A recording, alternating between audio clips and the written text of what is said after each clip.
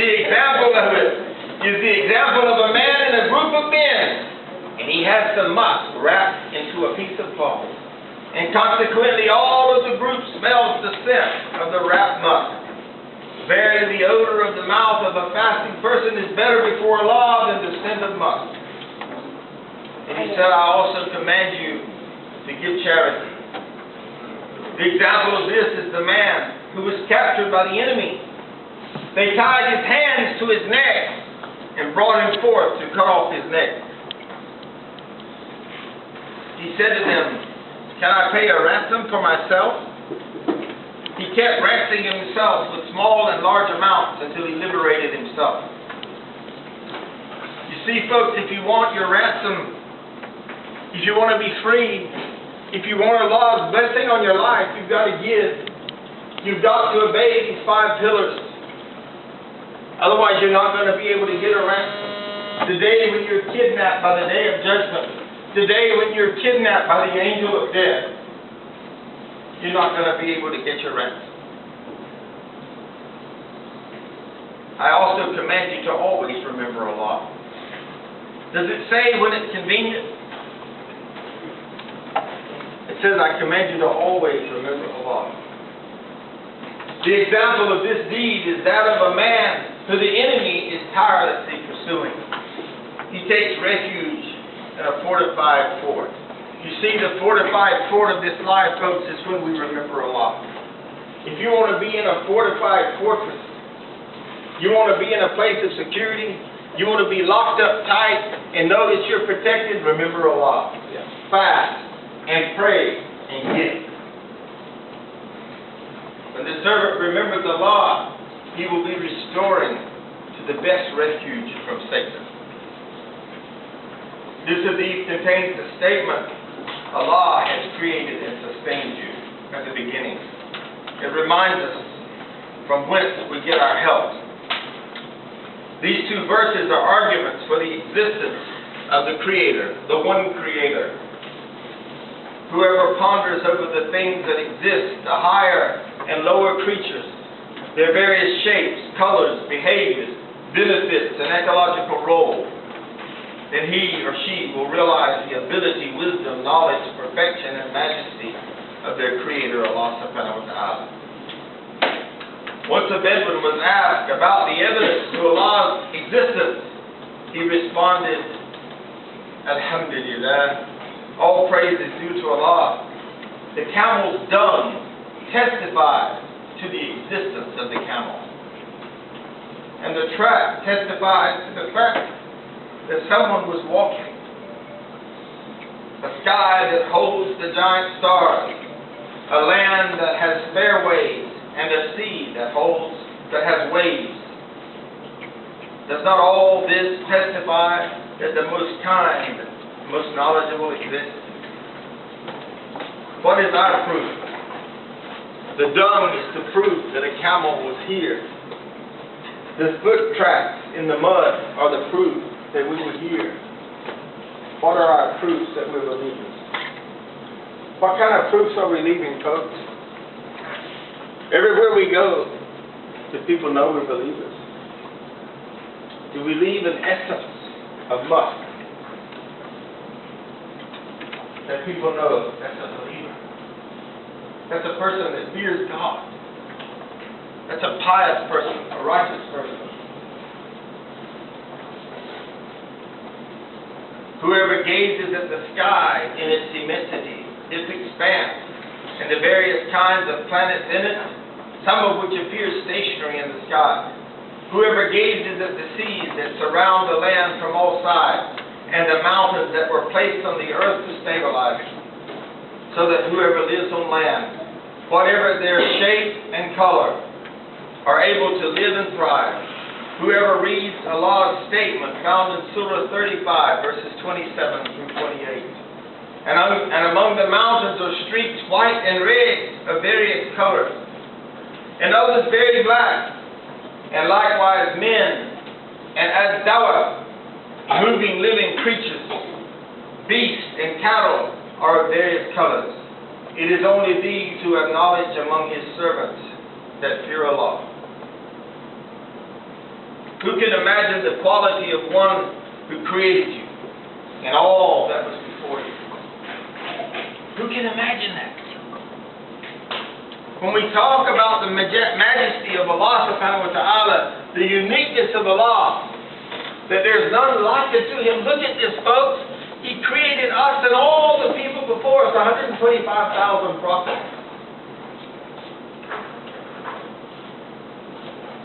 Always trying to bring people back to monotheism, to the truth of this one powerful Creator.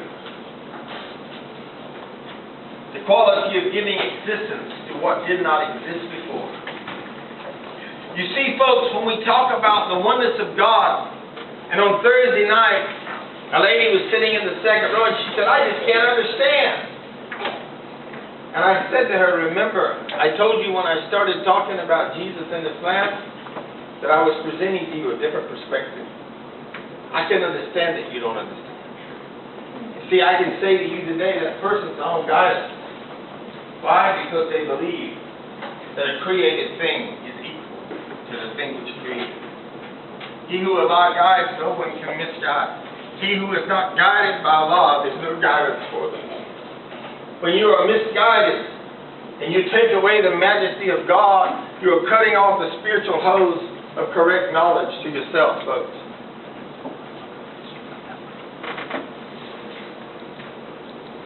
In Allah's wisdom, He mentions you and those before you, suggesting that there will not be any other ummah to succeed the Holy Prophet, sallallahu alaihi wasallam, because he was the last and final prophet. See the deep meaning in this, folks? The beauty of the Holy Quran is that you have one meaning on top of another meaning on top of another meaning, and you just keep breaking it down in its richness, in its abundance. So how can we believe, how can we say this is the book of guidance wherein there's no doubt? And then we turn around and say, I believe in the Holy Quran, but I don't obey this verse. There's something wrong with that, brothers and sisters. To be God-fearing is to save oneself from the hellfire. One can hope to attain salvation in paradise only when one worships Allah and Allah alone. And I want to say, folks, that when you say, I believe in the Holy Quran, except, then you are worshiping yourself. Because you are deciding that what you believe is superior to the majesty of what Allah subhanahu wa ta'ala has said. That's called shirk, the greatest sin in this land. If one possesses iman, faith, and really believes in Tawheed, by Allah's grace, one will attain salvation and go to heaven as Allah has promised. In verse 21, Allah points out how He nurtures man internally. The word in Arabic is anfus. This refers to an internal nourishing. How He nurtures and maintains man's physical environment externally, afaq. These words in Arabic, folks, oh, how I wish I could break the Arabic down. Allah has just given me one or two words here and there, and the meaning is so rich in my heart that if I really could break each word down, I don't know if I could function in this world because of the greatness of Allah's word. I'm not sure I could stay on this plane, on this dimension. But this word anfus and anfaq, I ask you to get with the person who understands Arabic and ask them to expand on this. Because this is phenomenal. This has very deep meaning, folks. When we talk about Allah being our guardian and our sustainer, we're not only talking about externally. We're talking about internal and external. We're talking about from the very center of our being to the very outside of our being. Allah is sustaining us spiritually and physically and mentally and in every way when we put our faith and trust in Him. Allah mentions that He has made the earth as a bed for man. It is either soft or fluid like water on which one cannot settle. or so hard that it is too difficult for man to harness for his purpose. When Allah made the earth as a bed, we're able to drill and get oil. We're able to drill and get water. We're able to till the soil and plant vegetables. He didn't make it so hard that we couldn't penetrate it. And guess what? He didn't make our heart so hard that it can't be penetrated by His word. Allah created man's earth in the middle state, a state of nizam, a state of balance. Allah made the sky an ornament for mankind with more benefits than we can comprehend. Fruits come from the rain that falls from the sky and feeds the earth. There was no sign of man when the earth and the sky already existed, and clouds and rain were performing their functions. Only a fool would believe all this was the work of a man or idol who cannot even help himself. This week, Sister Naran and I, we do a lot of dawah at Starbucks. We always get in the most amazing and blessed conversations at Starbucks, where people come and begin to talk to us about Islam. This week, we were talking to a sister who became Muslim from Alabama. You know what happened? She was sitting in her living room and her Buddha fell on her head and broke. And that's what it took to wake her up. I'm serious, folks. It's really happening. Because let me tell you, when you say this is a God, and it falls and breaks into a million pieces and it can't do anything for itself, well, who wants a God like that? No thinking. These two verses call men to what is the essential purpose of sending down all the divine books and all the prophets, Tawheed, the affirmation and the worship of one God. Once a man came to believe that there is only one being, who alone is the Creator, the Lord and Master of the universe, who alone is all-powerful and ordains the slightest movements of the smallest atom, and without whose will no one can harm or do good to another. Such a man, rich or poor, in joy or sorrow, will always look towards that one being and gain the insight to discover behind the veil of apparent causes the workings of the same omnipotence. Power does not reside in steam or electricity, but the source who created it. To know this, one must have insight. And I'm not talking about that car that Honda makes. The greatest philosopher in the world, if he fails to see the truth, is no better than the rustic fool who saw a railroad train move at the waving of a green flag and stop at the waving of a red flag, and concluded that it was the power of the green and red flag that controlled the movement of the huge train, made obedience to them. People would laugh at the rustic because he didn't know that the two flags were merely signs, while the train is actually run by the engineer and driver, they might think. Some observers would ascribe the function to the steam inside the engine, but the one who believes in Allah would laugh at all these, for he can see through the steam, the fire, and the water, and discern through the appearance of the mind of the one and only being who created fire and water, and who makes them perform their allotted functions. Tawheed is the cornerstone of Islam, and the most fundamental doctrine of Islam. Everything is built on understanding the oneness of Allah. I would encourage you to read everything that you can read about Tawheed. Tawheed al-Uluhiyyah, Tawheed al-Rububiyyah, Tawheed al-Asma wa Sifat, the oneness of His Lordship, the oneness of His worship, the oneness of His names, and the oneness of His attributes. Tawheed is not a theory, but the only effective way of making man a man, or woman a woman. It is his first and last refuge, and the panacea for all of his or her ills. Every possible change in the physical universe, its very birth and death, is subject to the will of one and only one. And that one or one never walked on feet like you and I have. And a manifestation of Allah's wisdom. When Tawheed takes a hold of one's mind and heart and becomes his or her permanent state, all dissension ceases to exist, and the world itself changes into a paradise for him. Because he walks on this bed knowing that Allah is her guardian and sustainer.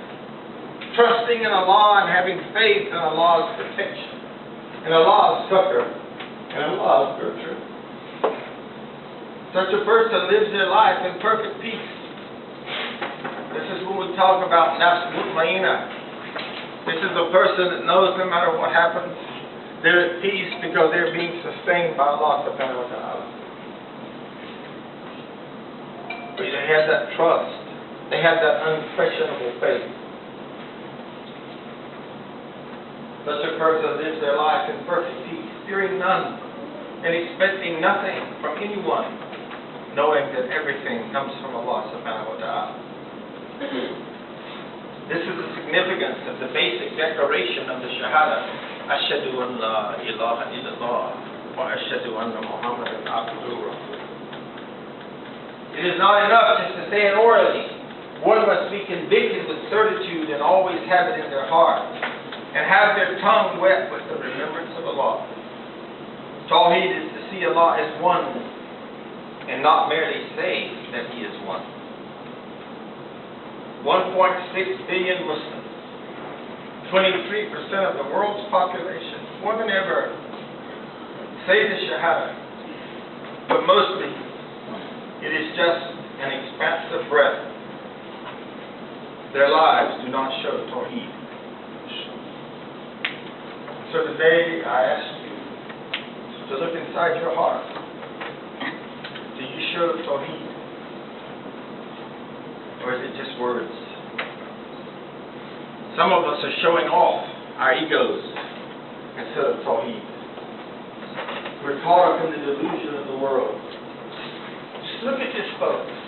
23% of the world. And what have we produced? What are we doing in the field of social service? In Egypt, we have 11 of the largest slums in the whole universe. Country that, if I remember correctly, is 88% Muslim. Is that right, sir? 90-some percent Muslim. Where is it? Egypt. Do you hear what I'm saying, folks? In other countries, Muslims are killing each other. They're saying, La ilaha illallah.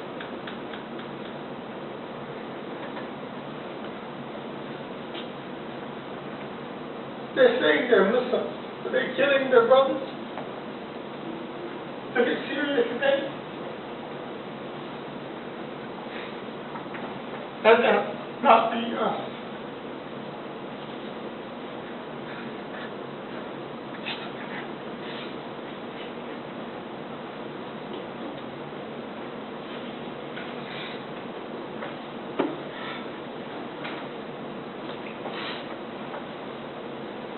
If 1.6 billion Muslims are not bartering their demands with the love of this world and delusion, wealth, and power, we would be the most powerful lobby in the universe.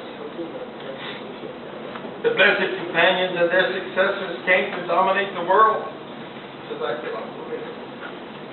In a few years, their secret was in the correct understanding, practice of Tawheed in these verses. I'm going to close by looking at verse 23, inshallah. We'll pick it back up. So today we only cover 2 verses. And if you are in doubt about what we have sent down upon our servant Muhammad, thank you. Then produce a surah, the like thereof, and call upon your witnesses other than Allah, if you should be truthful. But if you do not, and you will never be able to, then fear the fire. He's fueled his men and stones, prepared for the disbelievers. The guidance which the Holy Quran provides to men and women rests on two principles: Tawheed and Risalah, the oneness of God and the prophethood. In verse 21 and 22, the oneness of Allah is affirmed, and certain attributes peculiar to Allah are mentioned. Verse 23 and 24 affirm the prophethood of Muhammad in presenting the word of Allah as a proof. And if you, Arab pagans, Jews and Christians, are in doubt concerning that which we sent down, that is the Quran, to our servant Muhammad sallallahu alaihi wasallam, then produce a surah, a chapter, meaning similar to what he brought to you. If you claim that he is a madman, and that what he was sent with didn't come from Allah, then produce something similar to it, using the help of anyone you wish. Next week, inshallah, we will talk about the challenge that Allah has put in this verse.